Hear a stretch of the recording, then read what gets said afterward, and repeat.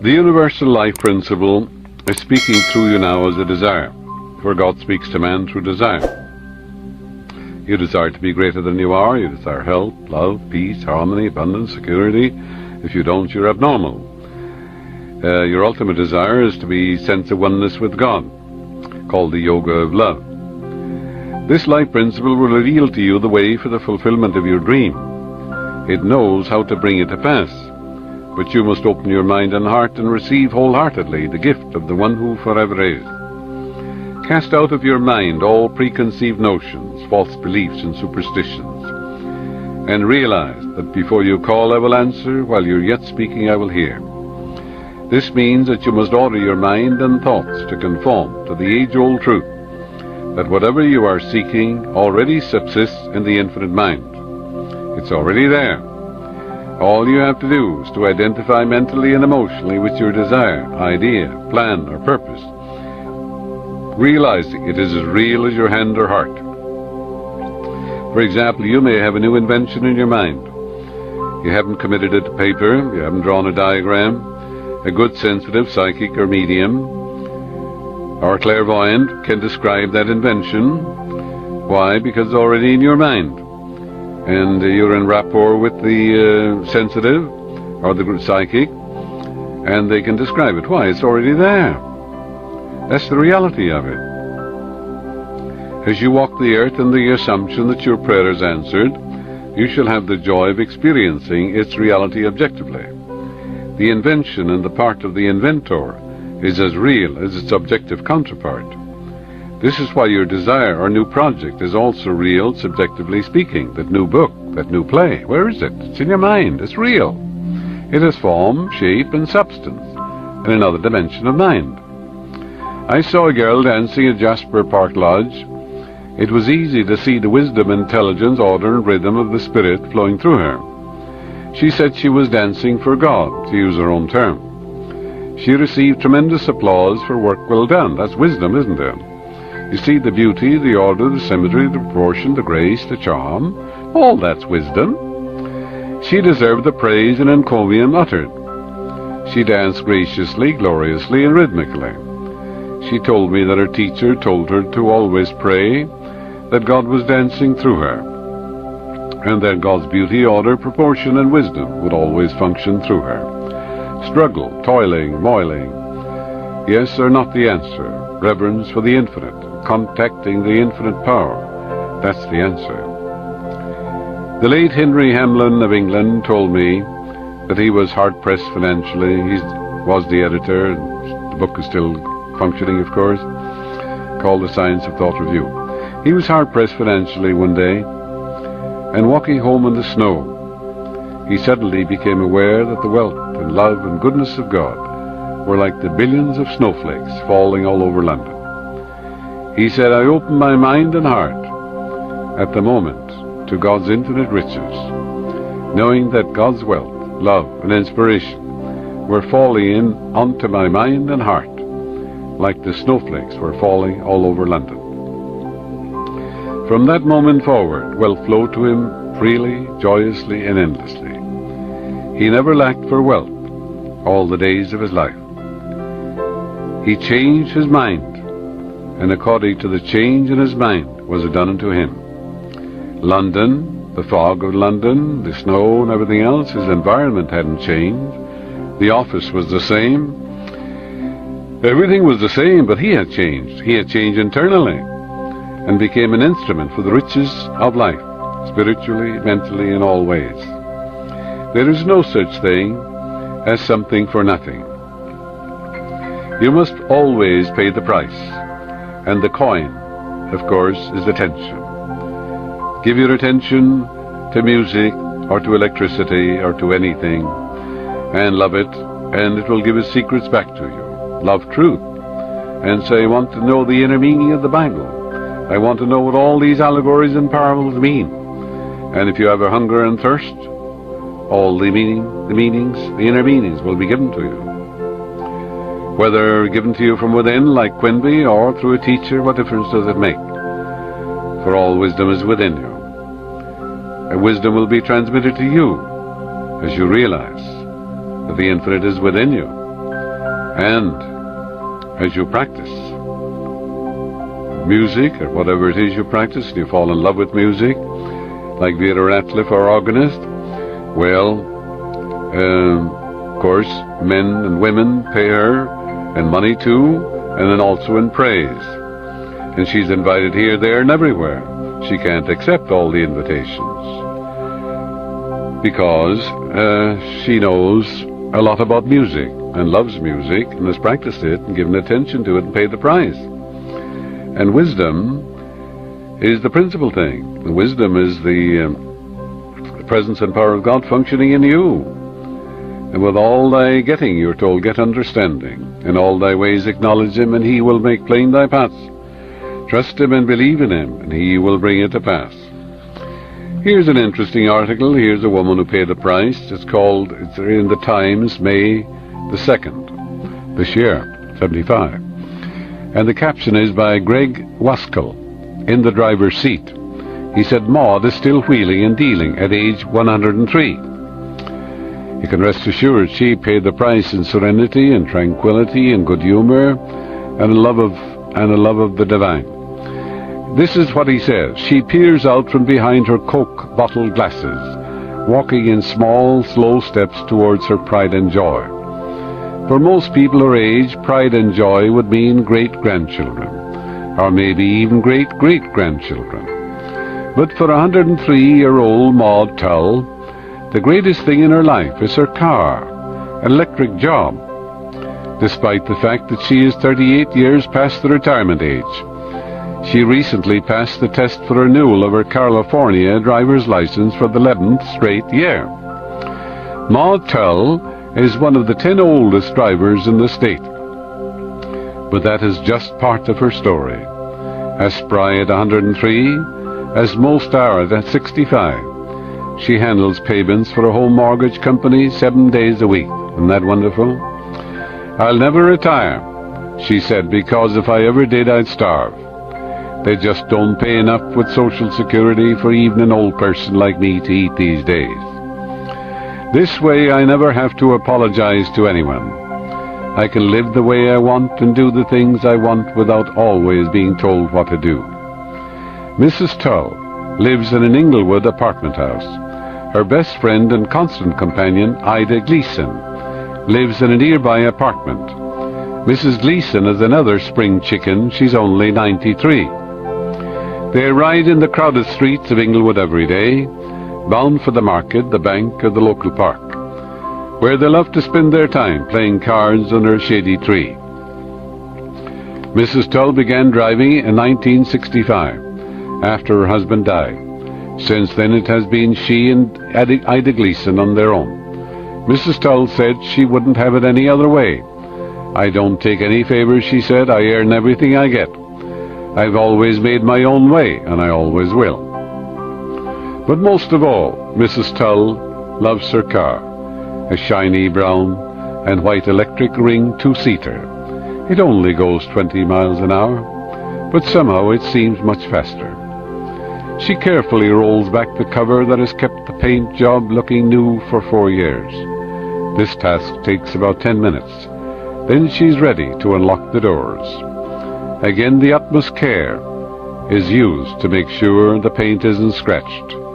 Finally, she climbs in, and Mrs. Gleason sits beside her. And with a gentle whirring sound, Mrs. Tull and Mrs. Gleason are off for another busy day. That's the end of the article. It's interesting, isn't it? She loves life. She paid the price. She loves life. She's interested in life. She isn't interested in a handout or things of that nature. She's interested in contributing to humanity and a great love for life. Thou wilt show me the path of life. It's interesting. Serenity and tranquility, humor and laughter. That keeps you young. You know, patience never grows old. Love never grows old. Joy never grows old. Harmony never grows old. Laughter never grows old. Goodwill never grows old. Gentleness and kindness never grow old, or compassion or understanding. These are eternal, aren't they? And the life principle never grows old. It was never born, it will never die, and water wets it not, and fire burns it not, and wind blows it not away. So that life principle in you is eternal. We grow old when we are bitter, when we are resentful, hateful, when we are full of self-condemnation, ill will. These emotions and thoughts corrode our soul, and we grow old, regardless of our age chronologically. Here's a man who paid a price. Yes, a hunger and thirst, and a great interest too. A vision gave an inventor an idea that changed the world, by the Reverend Webb Garrison, published in a newspaper some time ago. And I'm quoting now. The man who invented the steam engine, forever changed the world, got his idea from a vision. The engine was given to me from the outside, James Watt said. I did not create it, I only accepted it. Watt was born in Scotland, 1736, had little formal education. He earned his living as a repairman in Glasgow. I could repair nearly every kind of mechanical device, Watt once said. One day in 1764, a customer brought a defective engine into my shop. This one event was to change my life completely. A Newcomen engine was a very crude steam engine. It was occasionally used in mines to pump out water, but it was never very efficient, consuming a lot of energy and accomplishing very little work. While Watt was fixing the engine, he conceived the idea of an entirely new kind of steam engine that will overcome all the faults of the Newcomen. But he lacked the knowledge to convert his idea into reality. Then a vision came to him one Sunday afternoon in May 1766, while he was walking in a Glasgow park, thinking and dwelling upon the engine. In the vision, Watt said, he saw a steam engine in complete detail. Before I had walked much further, the whole thing was arranged in my mind. The next morning he went to work, and in less than 12 hours he had built a new engine that efficiently harnessed the power of steam. He patented the idea in 1781, and in 1782 won additional patents for improvements. There have been few changes in it since 1782. Watt's invention was soon put to work in factories, replacing animals and men, and triggering the start of the Industrial Revolution. That's why I said to you, you can have an idea worth a fortune. You can have an idea putting millions to work, yes, thousands to work. James Watt paid the price. The coin that he paid was attention, interest, and devotion, realizing that he could bring forth an engine that would serve humanity. Here's another man that paid a price, written by Bill Banowski, called Try and Try Again in the Herald Examiner, April the 1775. Of course, there's nothing new about it. You've read it in your history. But however, it's interesting to show that you must pay the price. And he says there are a number of qualities which contribute to personal success in life. Some, like being born with good parents, or in a favorable country or social class, or with natural physical and mental endowments, are completely out of our control. But the ones that really count are the ones that we can do something about. And among these, nothing is so important as the quality of persistence. You may pick at random from a library shelf the biography of any man or woman who has made a lasting contribution to humanity. Some were extremely brilliant, others showed uncommon persistence. Let's take the case of Albert Einstein. In grade school, he was such an unimpressive student that when his father asked the headmaster what profession young Albert should pursue, the headmaster replied, "It really doesn't matter because he will never make a success at anything." Einstein became one of the premier intellectuals of the 20th century and probably the greatest physicist of all time, more by reason of determined persistence than because of easy genius. Many similar cases can be cited. We're celebrating, he says, the 100th year of Winston Churchill. In school he was a very slow student. As a public servant his career was thought to be rather dull in the 1930s, and he had failed to achieve most of his dreams and goals. But by staying alert and alive, he was prepared when the rare opportunity for leadership came at age 66. At a time when most men are retired, he became in 1941 the British Prime Minister and rallied not only his own countrymen, but all the Western world. Because of his bulldog tenacity, he came to be regarded as the greatest political leader of the 20th century. He paid the price, didn't he? Public speaking too, attention, devotion, loyalty, yes, persistence, stick-to-itiveness, refusing to take no for an answer, always realizing that there was a power that responded. The story of America's greatest statesman is likewise not a story of easy success, but one of dogged persistence. He failed in business in 1831, was defeated for the state legislature in 1833. He was elected to the state legislature in 1834. His sweetheart died in 1835. He had a nervous breakdown in 1836. He was defeated for Speaker in 1838. He was defeated for Elector in 1840. He was defeated for Congress in 1843. Finally, he was elected for one term in Congress in 1846, only to be defeated again for Congress in 1848. He was defeated for the Senate in 1855, was defeated for Vice President in 1856, was defeated again for the Senate in 1858. Finally, in 1860, he was elected President of the United States. There were just a few rough spots in the life of Abraham Lincoln. Franklin Roosevelt, who was President of the United States longer than any other man, was severely crippled by polio and served all of those years of depression and war in a wheelchair. One of his great strengths was a powerful use of public speaking, especially at a time when the radio had given direct access to all the American population. These famous fireside chats sounded informal and off the cuff. But at Hyde Park, New York, is a glass case displaying 9 drafts of one of Roosevelt's famous speeches. The first was rough, the second improved, the third showed still greater improvement. In the 8th draft, only one word had to be changed before the 9th and final draft was run.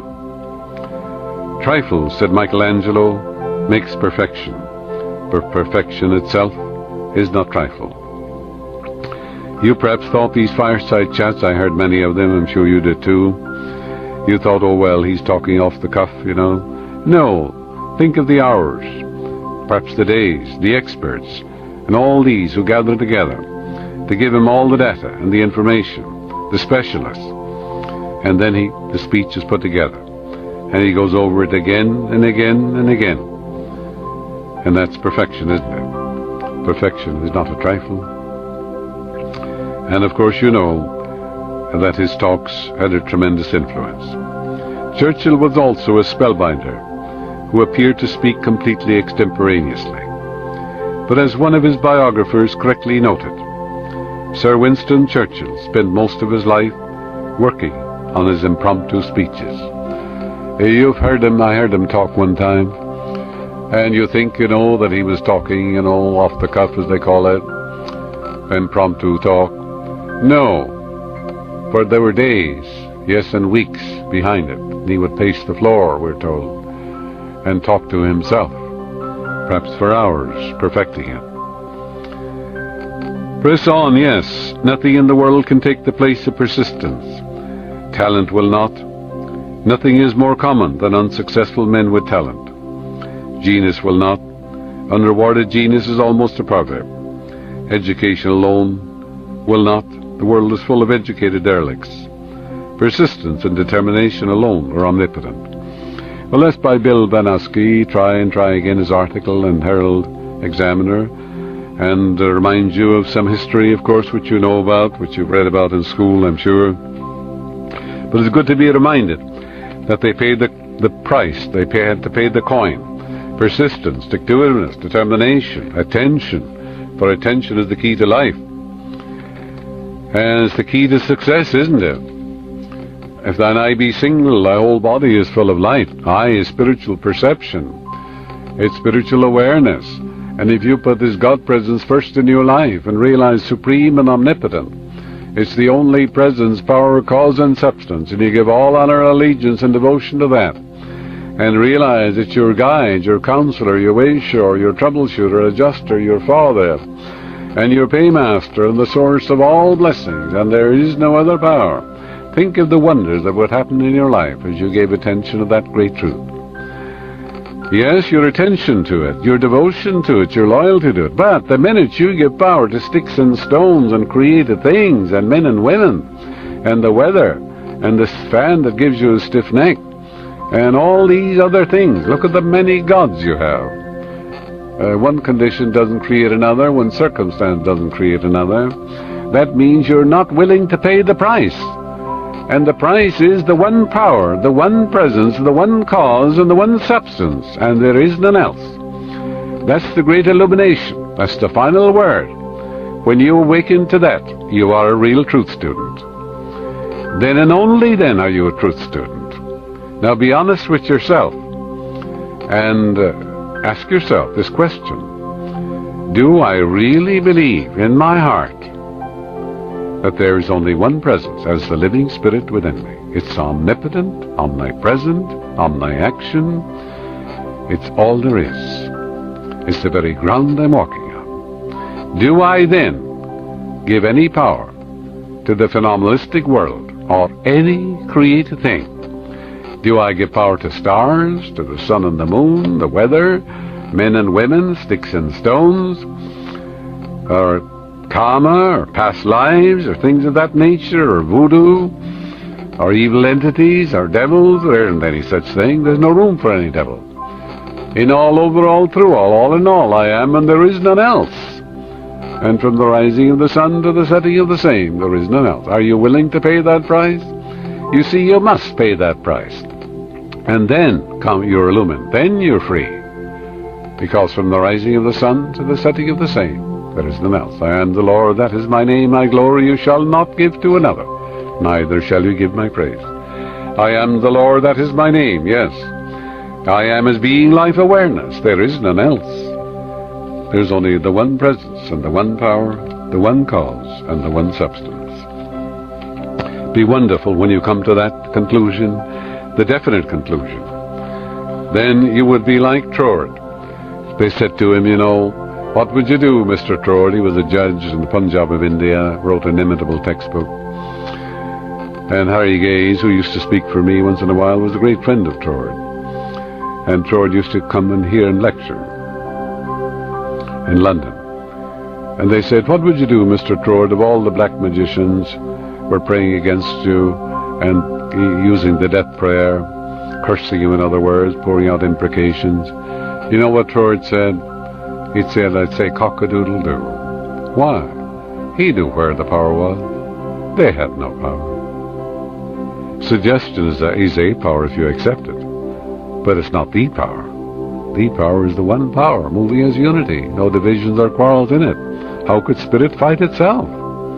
How could one part of spirit fight another part of spirit in any part of the world? So that's the greatest of all truths, friends. And the Lord thy God, am a jealous God. Jealous in the sense you mustn't know another. Not jealous from a human standpoint, because the minute you give power to any other created thing, that moment your mind is divided. You're the double-minded man, unstable in all your ways. Let not such a man ask anything of God, for he is like the surge of the sea, tossed to and fro, a double-minded man, unstable in all his ways. You're like the woman that I just told in this cassette, that was blaming the climate in Denver, blaming genes and chromosomes, heredity, and blaming it on the sun, and blaming it on everything, you know. And the cause was within herself all the time. She learned to pay the price and got a healing.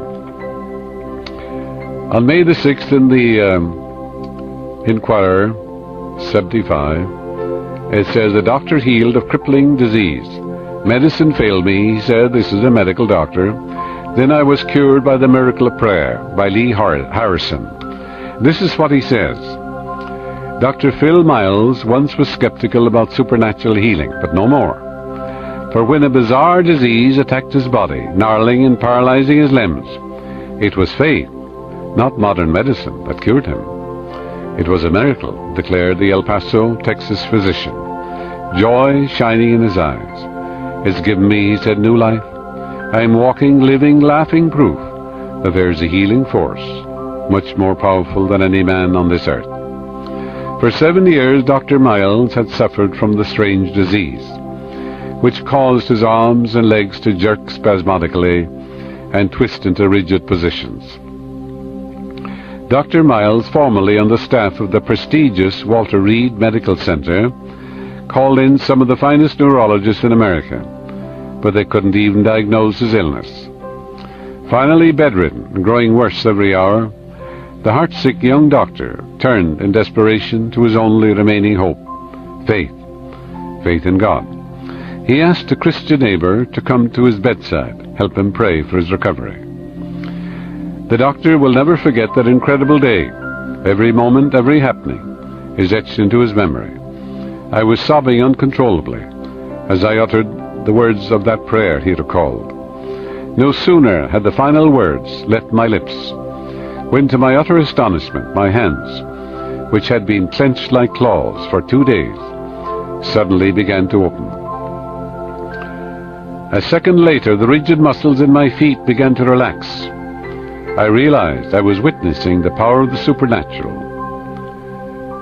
Within 2 days, he said, he was back on his feet. And today, more than 2 years later, he is still healthy and working again as a specialist in obstetrics and gynecology at Willem Beaumont Army Medical Center in El Paso, Texas. Dr. Miles, 36 years of age, said the unknown disease struck him without warning in 1965. I was examined by some of the best neurologists in the country, but they couldn't positively diagnose my illness. He said, in my heart I knew I had a form of multiple sclerosis. Well, here's a man who paid the price.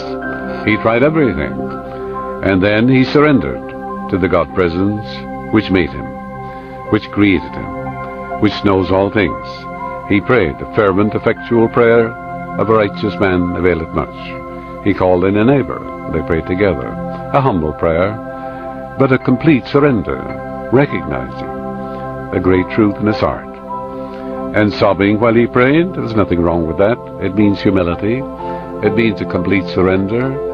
As turning the whole thing over to that which is, which knows all and sees all. For the Bible says, it puts it this way, I am the Lord that healeth thee. I am the Lord thy God, I will come and heal thee. I will restore health unto thee, and heal thee of thy wounds, saith the Lord. Who healeth all thy diseases? Who satisfieth thy mouth with good things? Who restoreth thy youth like the eagle? Yes, are you going to say, it is hard for me? Is the Lord's hand shortened that he cannot save? So you realize that every man has to pay that price. And that price is attention, recognition, acceptance, and conviction. And you can pay the price too. All you have to do is call upon it. It answers you. It's impersonal, no respecter of persons. Let us dwell upon these great truths. But my God shall supply all your need according to his riches and glory. In quietness and in confidence shall be your strength. God who giveth us richly all things to enjoy. But with God all things are possible. Before they call I will answer. While they're yet speaking I will hear. According to your faith be it unto you. If thou canst believe, all things are possible to him that believeth. He shall call upon me, I will answer him. I will be with him in trouble. I will deliver him and honor him. The Lord is my light and my salvation. Whom shall I fear? The Lord is the strength of my life. Of whom shall I be afraid? God in the midst of you is guiding you now.